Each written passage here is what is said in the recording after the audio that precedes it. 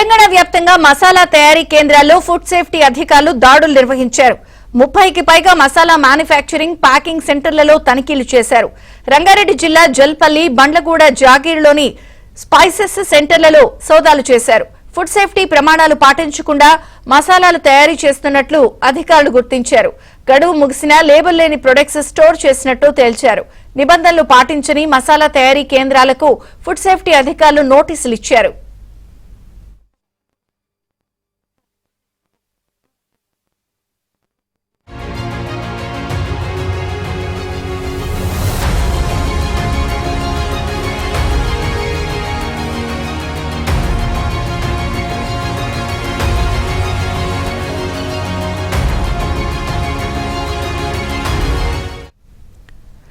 తెలంగాణ వ్యాప్తంగా మసాలా తయారీ కేంద్రాల్లో ఫుడ్ సేఫ్టీ అధికారులు దాడులు నిర్వహించారు.